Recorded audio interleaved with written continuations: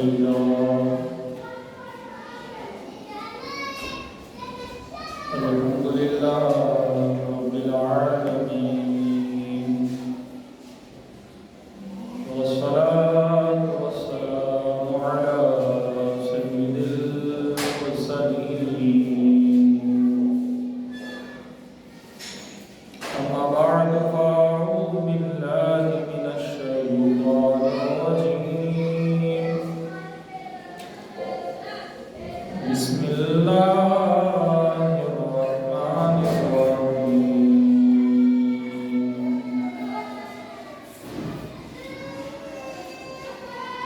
قال الله تبارك وتعالى في القرآن المجيد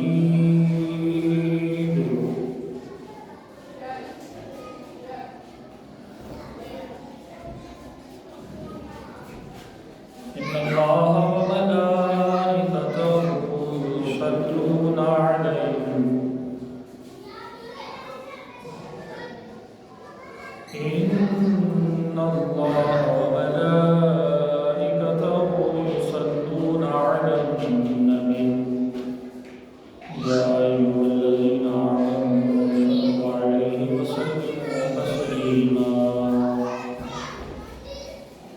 صلى الله عليك يا رسول الله وسلم عليك يا حبيب الله صلى الله عليك يا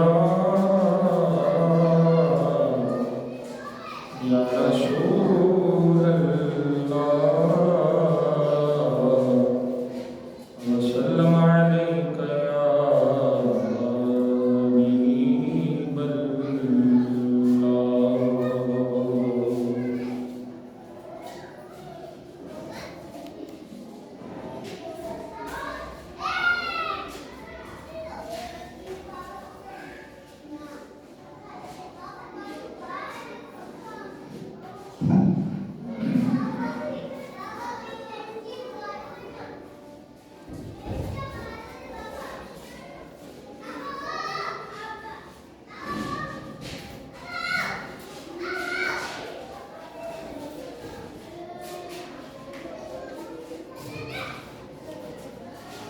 الله لا إله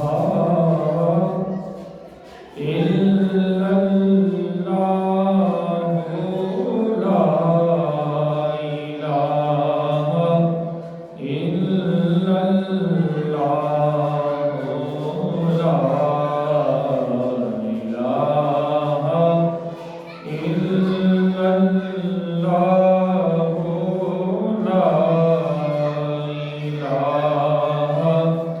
إلا اللہ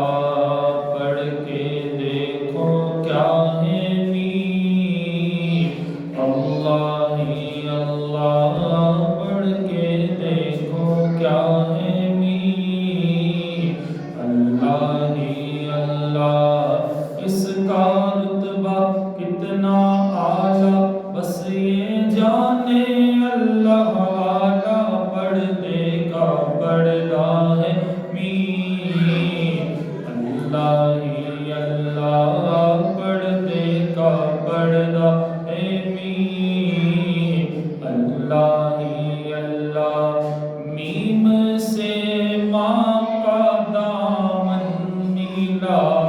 ہے یہ دعاؤں کا مسکن ملا ہے ماں کا سایہ بڑا محترم ہے ماں کی آغوش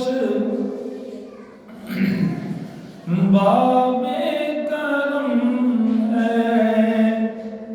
ماں دعا دے تو جھوم تیرا رحمت ماں کے قدموں کے نیچے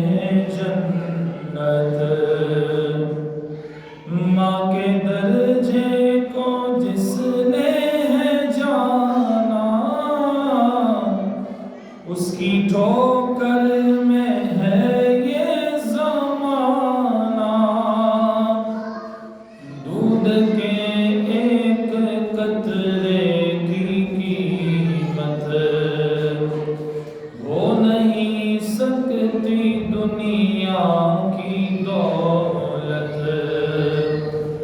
درس انسانیت کا پڑھایا، نیند سے اٹھ کے جھولا جھولایا، ماں اگر سچے دل سے پکارے، پیدا طوفان میں ہو کنارے، لو دعائیں تو عزت ملے گی، ماں کے دامن میں رحمت ملے گی، ماں کے دامن کو ہرگز نہ چھوڑو، ماں کے دامن کو نہ چھوڑو، اس سے ہرگز منہ نہ موڑو، پاکیزہ رشتہ ہے مین اللہ ہی اللہ، پاکیزہ رشتہ ہے مین اللہ ہی اللہ، لا الہ الا اللہ، لا الہ الا اللہ، پڑھو لا الہ الا اللہ، لا الہ الا اللہ، محمد رسول اللہ صلی اللہ تعالی علیہ وسلم، آمین اللہم صلی اللہ علیہ۔ اللہ پاک کی حمد و ثنا اور نبی رحمت شفیع امت صلی اللہ تعالی علیہ وسلم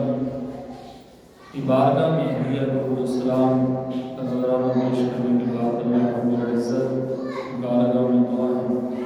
اللہ پاک ہم سب کی بخشش و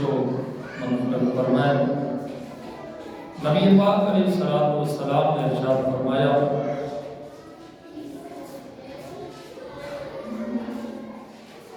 تم دنیا میں مجھ پر کثرت سے درود پڑھو، بے شک یہ تمہارا درود پڑھنا کل بروز قیامت تمہارے لیے نجات کا ذریعہ ہوگا، رحمت کا ذریعہ ہوگا، بخشش کا ذریعہ ہوگا۔ اللہ کریم ہم سب کو نبی پاک علیہ الصلوۃ والسلام پر درود پاک پڑھنا نصیب فرمائے، توفیق عطا فرمائے۔ اللہم صلی علی سیدنا و مولانا محمد معدن الجود والکرم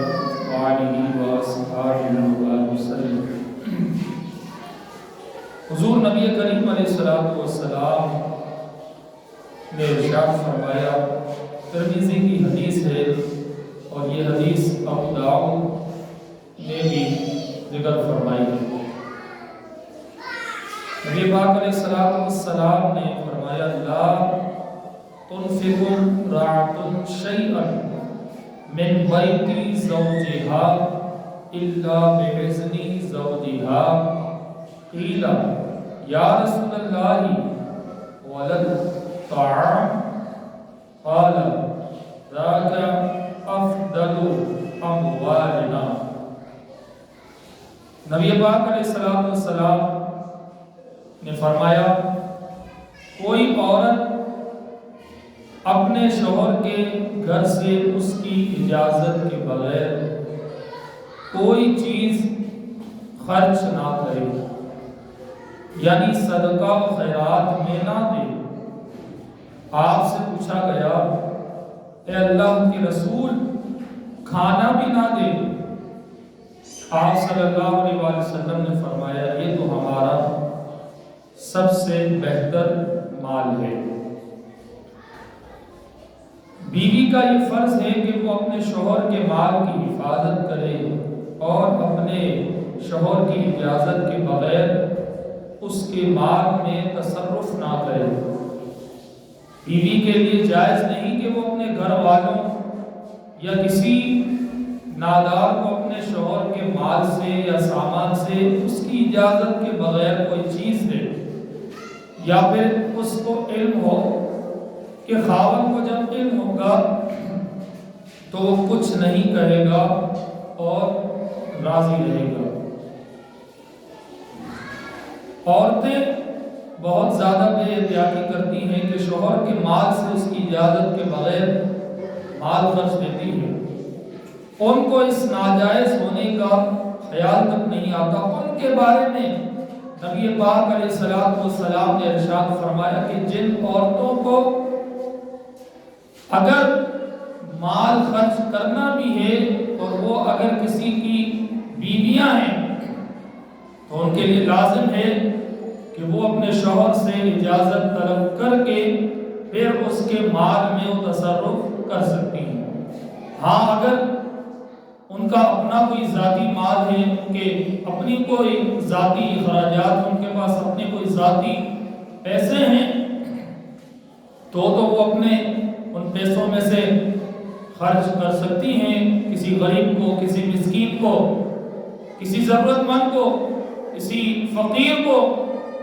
وہ اپنے پیسوں میں سے یہ دے سکتی ہیں۔ البتہ شوہر کی مخصوص رقم میں سے کہ شوہر کی ایک علیحدہ رقم گھر کے اندر موجود ہوتی، اس رقم کے اندر سے نکال کر کسی غریب مسکین کی مدد یہ نہیں کر سکتی، اس کو اجازت اللہ کے نبی نے بھی نہیں دی ہے۔ اللہ اکبر۔ اسی طرح شوہر کی مرضی کے بغیر عورت خرید و فروخت بھی نہیں کر سکتی۔ نبی پاک علیہ السلام یہ حدیث پاک میں آتا ہے کہ آپ علیہ السلام نے فرمایا، اور یہ صحیح بخاری کی حدیث ہے، فرمان مصطفیٰ ہے ان غاب عنها نصحته فی نفسها ومالها۔ آقا کریم علیہ السلام نے فرمایا کہ شوہر کہیں باہر جائے تو اس کی غیر موجودگی میں اس کی بیوی اپنی عزت و آبرو اور اس کے مال کی حفاظت کرے۔ اسی طرح نبی پاک علیہ السلام نے ایک اور مقام پر ارشاد فرمایا، حضرت عبداللہ بن عمر بیان فرماتے ہیں اور یہ سنن ابن ماجہ کی حدیث ہے، وَالْمَرْأَةُ رَاعِيَةٌ فِي بَيْتِ زَوْجِهَا وَمَسْئُولَةٌ عَنْ رَعِيَّتِهَا، کہ عورت اپنے شوہر کے گھر کی نگران ہے اور اس سے اس کی رعایا کے بارے میں سوال ہوگا۔ اللہ اکبر، سبحان اللہ۔ نبی پاک علیہ السلام کی یہ حدیث کتنی خوبصورت ہے۔ آقا کریم علیہ السلام اس عورت کو گویا فرما رہے ہیں کہ اے میری بیٹی، دراصل تیرے شوہر کا گھر یہ تیرا اپنا گھر ہے، یہ تیرے شوہر کا جو گھر ہے یہ تیری عزت کا محافظ ہے، لہذا تو اس کے گھر کی حفاظت کر، تو اپنے گھر کی حفاظت کر، تو اس کی نگران ہے۔ اللہ اکبر۔ جس طرح بندہ اپنی چیز کی حفاظت کرتا ہے، اپنی چیز کو سیکیور کرتا ہے، اسی طرح اپنے شوہر کی بھی چیز کی حفاظت کر، اور یہ حفاظت کرنا بیوی کے فرض ہے، بیوی کے ذمے فرض ہے کہ وہ اپنے شوہر کے ساز و سامان اور دولت کی حفاظت کرے اور فضول خرچی نہ کرے اور بے موقع اس کے مال کو خرچ نہ کرے۔ بعض عورتوں کی یہ عادت ہوتی ہے کہ وہ اپنے شوہر کے اس مال کو بے جا استعمال کرتی ہیں، جس کی وجہ سے جو شوہر ہوتے ہیں ان کو مزید کام کرنے کی ضرورت پیش آتی ہے، وہ مزید وہ بیچارے پریشان ہوتے ہیں گھر کے اخراجات کے معاملات میں، گھر کو چلانے کے معاملات میں، پھر جس کی وجہ سے دیکھا جاتا ہے کہ پھر وہ حلال اور حرام کی تمیز کو بھول جاتے ہیں۔ اللہ اکبر۔ نبی پاک علیہ الصلوۃ والسلام نے کن عورتوں کو، کن بیویوں کو بہتر قرار دیا ہے؟ کہ حدیث پاک میں ہے، آقا کریم علیہ الصلوۃ والسلام نے ارشاد فرمایا، اے میری امت، تمہاری وہ بیویاں بہتر ہیں کہ جب تم اس سے اپنی بیوی، جب تو اس اپنی بیوی کو دیکھے تو تجھے خوش کر دے، اور جب تو اس کو حکم کرے وہ تیرا حکم مانے، اور جب تو کہیں جائے وہ اپنی ذات کی اور تیرے مال کی حفاظت کرے۔ دنیا کا یہ دستور ٹھہرا ہے کہ مرد کما کر گھر لائے، مرد کمانے جائے، اور عورت کا فرض ہے کہ اس کو اچھی طرح سے کام لگائے۔ جتنی چادر اتنا ہی بچھونا، یہ جملہ اکثر استعمال ہوتا ہے کہ جتنی چادر ہو اتنے پیر پھیلانے چاہیے، یعنی جتنی آمدنی ہو اتنے اخراجات کیے جائیں، اتنا خرچہ کیا جائے۔ اگر آمدنی سے زیادہ اخراجات کیے، پھر ایک وقت آئے گا کہ لوگوں کے سامنے ہاتھ پھیلانے پڑیں گے، پھر محتاجی کا دروازہ کھلے گا۔ تو قناعت اختیار کریں، جتنا اللہ نے دیا ہے، جتنا گھر میں آ رہا ہے اس پر شکر ادا کریں، اور جتنا آ رہا ہے اس پر شکر بھی ادا کریں، اور یہ بھی کہیں کہ اللہ یہ بھی آ رہا ہے، اس پر تیرا شکر، اگر یہ نہ ہوتا ہم غریب ہوتے یا ہم کسی اور کے سامنے ہاتھ پھیلاتے تو پھر کیا ہوتا؟ تو بندے پر محتاجی اور تنگدستی کا دروازہ اسی وقت کھلتا ہے کہ جب وہ آمدنی سے زیادہ خرچہ کرتا ہے، جب وہ آمدنی سے زیادہ اپنے جگہ پر پیسے لگاتا ہے۔ اب ایک بندے کی آمدنی اگر 25-30 ہزار روپے ہے، اور اگر وہ خرچہ مہینے کا 40 ہزار کا کرتا ہے، تو وہ 15 ہزار کہاں سے آئیں گے؟ یا تو وہ اپنے دوست سے مانگے گا، یا تو اپنے رشتہ داروں کے پاس جائے گا، یا تو کسی اور جگہ جائے گا، یا اس کو قرضہ لینا پڑے گا۔ تو یہ پھر ایک وقت آئے گا کہ پھر یہ قرضہ بڑھتے بڑھتے بڑھتے اتنا ہو جائے گا کہ چکانا ناممکن ہو جائے گا۔ تو یہ فیملی ممبران کو، گھر کی عورتوں کو بھی سوچنا چاہیے کہ ہمارے مرد کی جو کمائی ہے، ہمارے بیٹے یا ہمارے شوہر کی جو کمائی ہے، ہمیں اسی پر گزارا کرنا ہے۔ اب گزارا کس طرح کرنا ہے، یہ اللہ اور اس کے رسول کے جو احکامات ہیں اس کو پڑھ کر، اس کو پڑھیں کہ کون سی جگہ میں خرچ کرنا جائز ہے اور کس جگہ پر خرچ کرنے کو فضول قرار دیا گیا ہے۔ 3 چیزیں انسان کے لیے یہ ضروری ہوتی ہے رہنے کے لیے: مکان، کپڑا اور یہ کھانے کے لیے روٹی۔ تو یہ ہماری ضروریات کی چیزیں ہیں۔ ان ضروریات کی چیزوں میں بھی میانہ روی اختیار کی جائے کہ بندہ وہ چیزیں اختیار کرے کہ جس سے خرچہ کم ہوتا ہو۔ اللہ اکبر۔ بہرحال تو نبی پاک علیہ الصلوۃ والسلام نے ارشاد فرمایا کہ اللہ تبارک و تعالیٰ کی جو جائز چیزیں ہیں وہ تم کھاؤ اور پیو۔ قرآن پاک میں ہے سورہ اعراف 18 پارہ نمبر 7 آیت نمبر 31، اللہ فرماتا ہے کلوا واشربوا ولا تسرفوا، کھاؤ پیو اجازت ہے لیکن اسراف مت کرو، ضائع مت کرو۔ اگر ہم اپنے گھر کے اندر تھوڑا سا غور کریں، ہمارے جو کھانے کی مقدار بنتی ہے، بعض اوقات کئی گھروں کے اندر اتنا کھانا بن جاتا ہے کہ بعد میں وہ کھانا ضائع کر دیا جاتا ہے، کھانے کے بعد وہ کھانا ضائع کر دیا جاتا ہے، یا پھر ڈبے کی نظر کر دیا جاتا ہے، یا پھر خراب ہو جاتا ہے۔ بھئی کھانا خراب کیوں ہو رہا ہے؟ اس کا مطلب کہ زیادہ بن رہا ہے۔ تو جتنے ممبران ہو، جس گھر کے اندر جتنے ممبران ہو، اس حساب سے کھانا بنایا جائے اور اس میں بھی میانہ روی اختیار کی جائے، تو انشاءاللہ کبھی بھی محتاجی کا یہ دروازہ کھلے گا نہیں۔ بڑے بڑوں کو میں نے دیکھا ہے، بڑے بڑے گھر کے اندر دیکھا ہے کہ وہ کھانا اتنی مقدار میں بنا دیتے ہیں۔ ہاں، اگر اس نیت سے بنایا کھانا کہ میرا برابر والا جو پڑوسی ہے وہ غریب ہے، اس کے گھر پہ اچھا کھانا نہیں پکتا، اگر اس بندے نے جس کو اللہ تعالیٰ نے نعمتیں، مال، دولت دی ہے، اگر وہ اس نیت سے کھانا زیادہ بناتا ہے کہ میں اپنے پڑوسیوں میں تقسیم کروں گا، تو اللہ تبارک و تعالیٰ اس کے کھانے میں تنگی نہیں، اس کے کھانے میں برکت نازل فرمائے گا۔ کہ جو یہ پڑوسیوں کے بھی حقوق میں سے ہے، نبی پاک علیہ السلام نے فرمایا کہ اے عورتوں تم اپنے شوربے کو تھوڑا سا بڑھا دو، تم اپنے شوربے کو یعنی کھانا جو ہے سالن جو اس کو تھوڑا سا بڑھا دو، اور ایک جو پیالی ہے وہ اپنی پڑوسی کی طرف بڑھا دی جائے۔ یہ آپ کر کے دیکھیں۔ حالانکہ پہلے دور ہوتا تھا کہ پڑوسیوں میں الحمدللہ یہ ہوتا تھا کہ گھر کے اندر کھانا پکتا تھا تو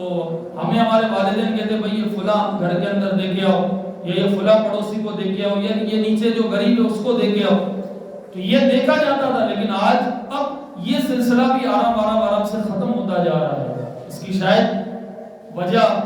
یہی ہے کہ ہمارا جو کھانا جہاں لگنا تھا وہاں نہیں لگ رہا، اب بچ رہا ہے تو پھر ہم پھینک دیتے ہیں یا پھر خراب ہو جاتا ہے۔ تو بہرحال میں تو ان لوگوں کو بھی کہوں گا کہ اللہ تعالیٰ نے جن کو دیا ہے تو وہ اپنے گھر میں کم از کم اتنا کھانا پکائے، یا تو فیملی ممبران کو پورا ہو جائے یا تو پھر اس نیت سے زیادہ پکائے کہ اپنے پڑوسیوں کو بانٹے، اور ان پڑوسیوں کو کہ واقعی میں جو ایسے ہیں کہ بیچارے ان کا ایک ٹائم کا کھانا پکانا یہ مشکل ہو جاتا ہے۔ بہرحال تو نبی پاک علیہ السلام نے یہ فرمایا کہ کلوا واشربوا لا تسرفوا، یہ آیت مبارکہ ہے کہ کھاؤ پیو اور اسراف نہ کرو، کیونکہ مسلمان کو جتنی نعمتیں اللہ تبارک و تعالیٰ نے دی ہے کل قیامت والے دن ان نعمتوں کا حساب بھی ہوگا، چاہے وہ کھانے کی ہو، چاہے وہ کپڑوں کی ہو، چاہے وہ گھر کی ہو، کوئی بھی نعمت ہو، اگر اس نعمت کو ہم نے اللہ کی رضا کے مطابق استعمال نہیں کیا تو پھر قیامت والے دن اللہ تبارک و تعالیٰ کی ان تمام نعمتوں کا ہمیں حساب پڑے گا۔ تو ہم اللہ نے کتنی خوبصورت بات کی، بھائی کھاؤ پیو اجازت ہے تمہیں، لیکن ضائع مت کرو، اسراف مت کرو۔ تو یہ سب کے لیے ہے، یہ سب کے لیے فرمان ہے۔ اگر گھر کے اندر کھانا پک رہا ہے وہاں پر بھی، اگر کہیں باہر ہوٹلوں پہ بعض اوقات ہم جاتے ہیں، ہم نے دیکھا ہے ہوٹلوں پر بھی بندہ جاتا ہے، منگواتے ہیں اتنا، پھر اس کے بعد دیکھا جاتا ہے کبھی کچھ بچ رہا ہے کبھی کچھ، تو یہ کیا ہوتا ہے؟ اب یہ بچ جاتا ہے، ضائع ہو جاتا ہے، پھر ہم کہتے ہیں کاروبار نہیں ہے، تنگدستی ہے، یہ مسئلہ ہے وہ مسئلہ ہے۔ تو جو بندہ رزق کی اہمیت نہیں دیتا، رزق کو اہمیت نہیں دیتا، قدر نہیں کرتا، کھانا ضائع کرتا ہے، اس پر تنگدستی کے اسباب کھل جاتے ہیں۔ یہ بھی ایک تنگدستی کی علامت ہے کھانے کو ضائع کرنا، ورنہ نبی پاک علیہ السلام نے تو یہ ارشاد فرمایا کہ جب تم کھانا کھانے بیٹھو، پورے آداب بیان ہوئے، لیکن مسئلہ یہ ہم پڑھے تو صحیح، کھانے کے اول کا آخر تک نبی پاک علیہ السلام نے آداب بیان فرمائے ہیں کہ بھئی جب کھانا نکالو تو کتنا نکالو، جب کھانا کھاؤ تو کس طرح کھاؤ، کیا انداز ہونا چاہیے، پھر کھانا نکالنے کا انداز، کھانا کھانے کا انداز، نوالا چبانے کا انداز، یہ سب سرکار علیہ السلام نے ہمارے سامنے بیان فرمایا ہے۔ بلکہ ایک حدیث پاک میں آتا ہے جب ہم کھانا کھانے بیٹھتے ہیں اور ہم نے کھانا نکالا، اب بالکل کھانا اختتام پر ہم نے پوری پلیٹ صاف کی،